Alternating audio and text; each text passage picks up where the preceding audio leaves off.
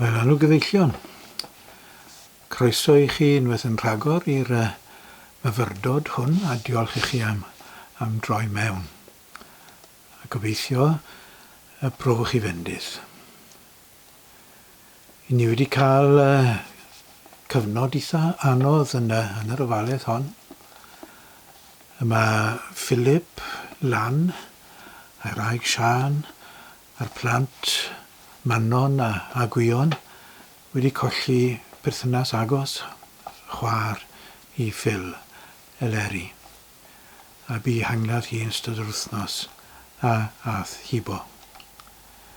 Oedd hi hefyd yn nyth i Linda Penffin ag Elfed, ac Elfed hefyd o ochr arall yn gyfyrder iddi fel roedd Betty i chwaer a Brian i frawd. Ac yn ei cydymdeimlo gyda Esyllt, Sioned, Fion a Lisa a'i teuluoedd nhw hefyd yn y golled fawr yma, cynitherod i Eleri. Yn seilo, i ni wedi colli un o'n rhai mwyaf ffyddlon, Megan, yn 101 blwydd oed. Un o'r ffyddlona a'r mwyaf cefnogol a theyrngar. A fe fyddwn ni'n gweld ei eisiau ddi yn fawr, ac ni'n cydymdeimlo yn fawr iawn a Jean i merch a'i theulu, a'i phlant hi a'i hwyrion hithe. Bob cydymdeimlad a chi i gyd. Mae'n Sul cyntaf yn Advent, ac i ni yn agosau at y Nadolig. Yn draddodiadol, dyma'r amser i ddechrau meddwl am y Nadolig, ond erbyn hyn, wrth gwrs, mae Nadolig wedi bod yn cael ei floeddio mas ar hyd y strydoedd yn ein trefi a'n dinasoedd ni ers wythnosau. A deunydd Nadolig a'r carolau'n canu yn y siopau am gyfnod maith. Ond heddi, sef Sul cyntaf yn Advent, yw'r cyfnod traddodiadol i ddechrau meddwl am y Nadolig. Y dathliad y Nadolig ei hun, wrth gwrs, ddim yn dechrau nes dydd Nadolig yn ôl yr hen ffordd, a 12 dydd Nadolig wedyn ni, lan i gyfnod yr ystwyll, Ionawr y 6 yw hwyl Nadolig yn yr hen ddathlu. Advent yw'r cyfnod yma, cyfnod o edrych ymlaen. Ond fe fydda i yn defnyddio'r cyfnod hwn i ganolbwyntio ar rhai o'r storiau sydd yn gysylltiedig â'r Nadolig, ac ymdrechu i'w hystyried nhw mewn modd gwahanol i'r arfer traddodiadol. Ac fe dechreuwn ni nawr gyda Mair. Mair, wrth gwrs, mam Iesu, yn berson hynod iawn o bwysig. Ac wedi datblygu yn y traddodiad pabyddol ac yn y traddodiad uniongred i fod yn hynod bwysig.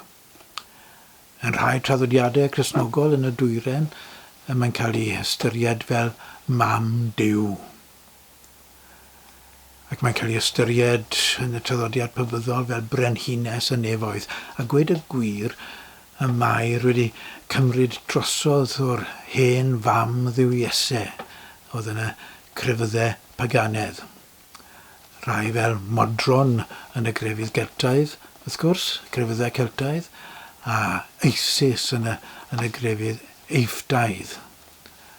Ac mae Isis gyda llaw yn cael ei ffortriadu, neu oedd yn cael ei ffortriadu a hyn ganrifoedd cyn Crist, wrth gwrs, fel mam oedd yn eistedd ac yn dal i baban yn ei charfed. I baban oedd Horws, wrth gwrs, yr un oedd yn ymgnawdoli yn gyson yn y ffaro yn yr Aifft. Felly mi roedd y dylanwad yna o'r fam a'r plentyn ar ei charfed yn un poblogaidd iawn yn yr Aifft, ac fe ddaeth yn boblogaidd yn y traddodiad Cristnogol hefyd, fel y Madonna a'i phlentyn. Nawr, wrth bod ni'n ystyried Mair, mae rhaid ni gofio diwylliant y cyfnod ac arferion y cyfnod. Nid arferion y bydden ni yn I harddel yn awr ac yn ei cyflwyno i'n pobl ifanc erbyn hyn. Mwy na thebyg mae merch rhyw 40-15 mlwydd oedd Mair pan oedd hi yn priodi Joseph ac yn dod yn fam I Iesu. Ac mae Matthew gyda llaw yn dweud I fod hi yn briod a Joseph. Fi'n siwrach bod chi wedi clywed sawl pregeth yn sôn am y fam ddi-briod ac ati, ond Luc sydd yn dweud bod hi'n ddi-briod yn ddiweddedig, ond mae Matthew yn gweud I fod hi wedi priodi. Felly, Mair yn groten ifanc. Ond mae'n amlwg yn groten ifanc oedd wedi cael ei thrwytho yn yr grefydd Iddewig a'r traddodiadau oedd yn perthyn iddyn nhw. Ac mae Luc yn dweud I bod hi wedi canu emyn mawl. Dyna fel mae'n cael ei ddisgrifio yn y cyfieithiadau diweddara yn y Gymraeg, neu'r Magnificat, fel mae'n cael ei adnabod yn y traddodiadau eglwysig ar hyd y lled y byd. Ac mae'r emyn mawl yma yn emyn godidog. Ac mae wedi ei sylfaenu wrth gwrs fel emynau eraill yn y traddodiad Iddewig ar y salmau. Ac mae pob un o'r cymalau sydd yn emyn mawl Mair yn adleisio cymalau o wahanol salmau yn yr Hen Testament. Felly mae hi'n perthyn i'r traddodiad hwnnw. A'r traddodiad hefyd, I ni'n gweld yn hanes Hannah. A mam Samuel, y person honno a nath foli Duw amser gath hi wybod I bod hi yn feichiog ac yn dod ger bron yr arglwydd mwyn canu I fawl. Ac mae'n debyg iawn o ran neges, dyw'r cymalau ddim yn cyfateb a rhai Hannah, ond mae'n hynod o debyg o ran I neges. Ac fe ddarllenau emyn mawl Mair nawr.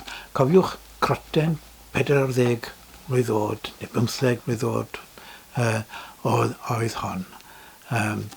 Ac mae'n cyflwyno I chred a'i hargyhoeddiad dwfn hi. Y mae fy enaid yn mawrygu yr arglwydd, a gorfoleddodd fy ysbryd yn niw fy ngwaredwr. Am iddo ystyried distadledd I law forwyn. Oherwydd wyle, o hyn allan, fe'm gelwyr yn wyn fudedig gan yr holl genedlaethau.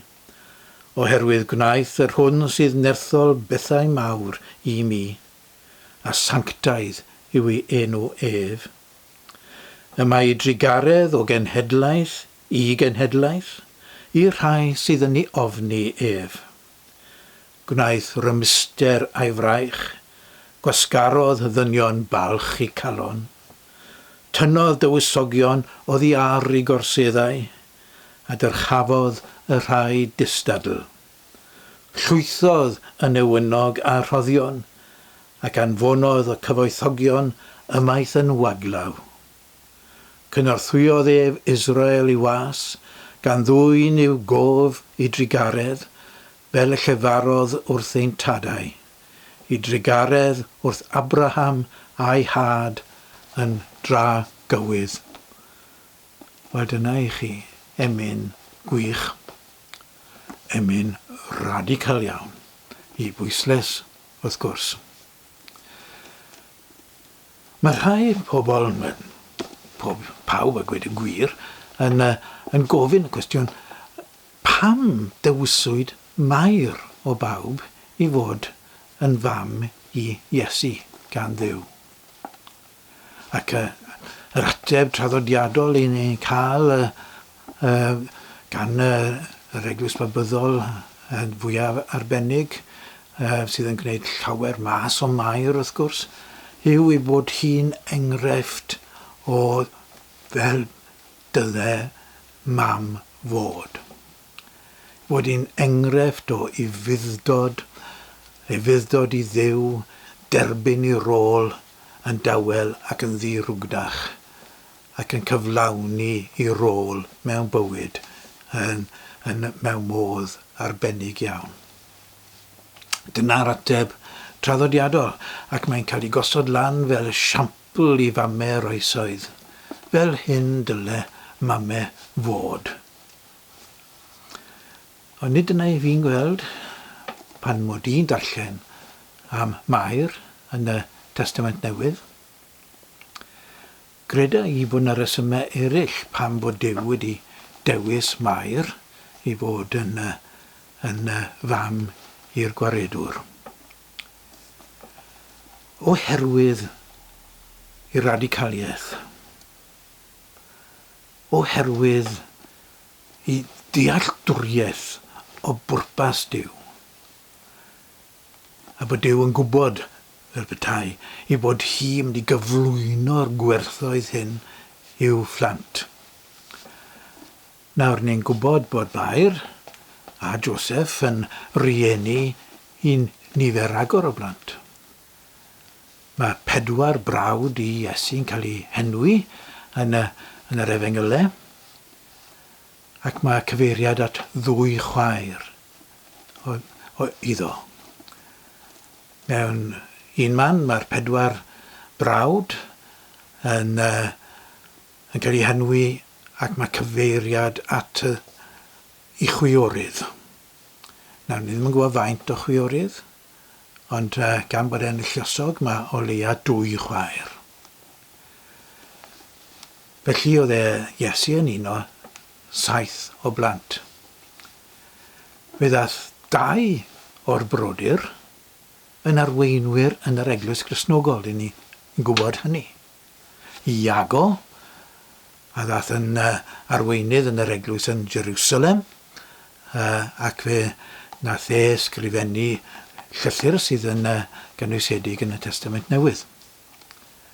A hefyd Judas sydd yn wedi sgrifennu llythyr sydd yn gynwysedig yn y Testament Newydd yn ogystal. A ni'n gwybod bod 2 frawd arall, Joseph a Simon, hefyd yn frodyr Iesu. Sylwch ar yr enwau.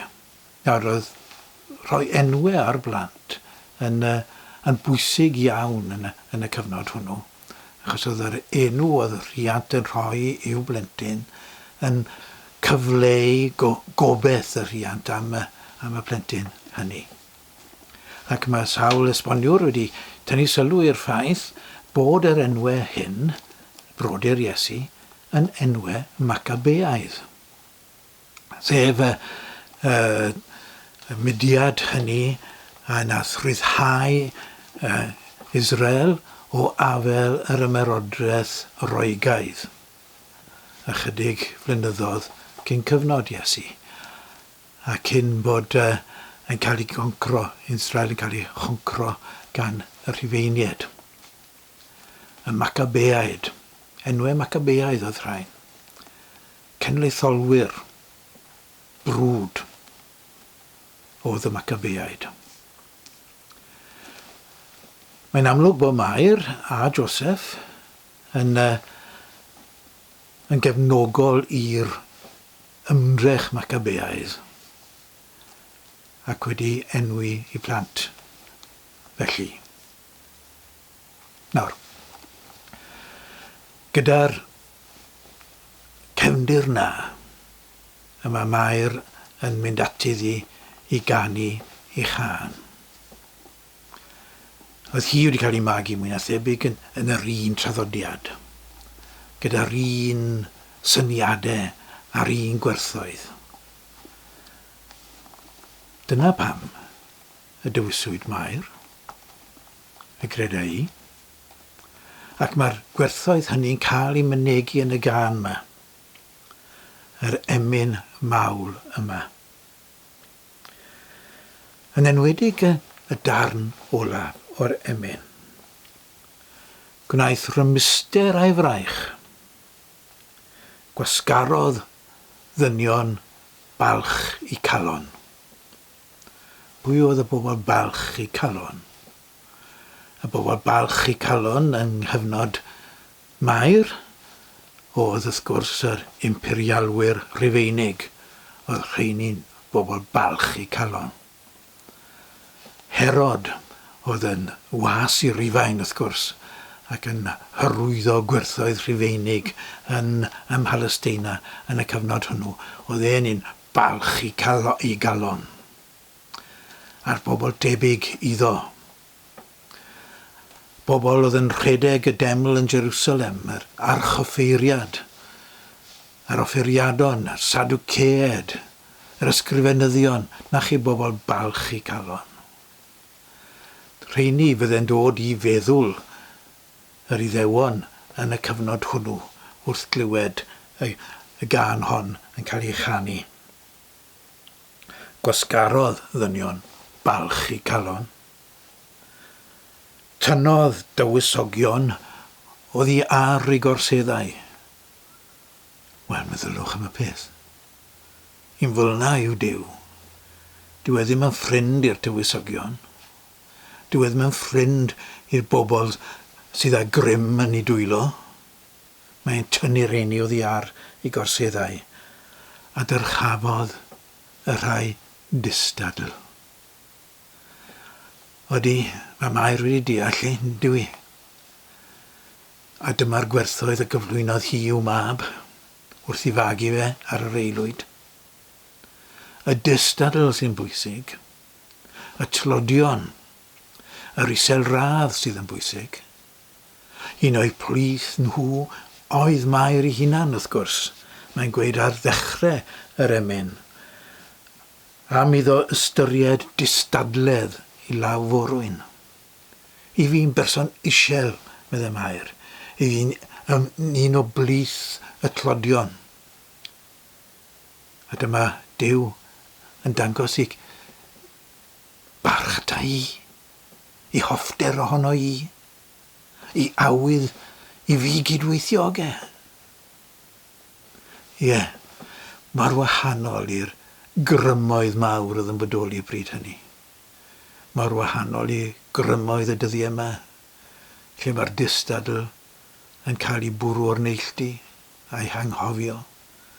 Y gwerthoedd sy'n cael ei fynegu gan y llywodraeth yn Llundain yn dyfe, o dorri ar arian i helpu'r tlawd yn ein byd a cynyddu gwario ar arfer rhyfel.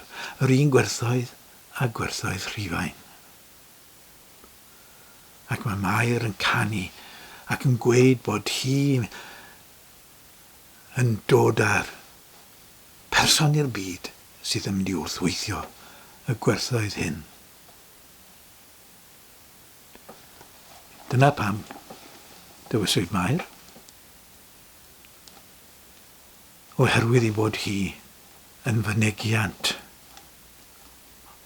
o feddwl Duw wrth y ffordd oedd hi'n magu ei phlentyn. Gawn ni weddio am rym i wneud yr un peth. I gyflwyno meddwl Duw i'n plant a'n hwyrion trwy gyflwyno Iesu fel y gwaredwr a gobeith y byd. Amen.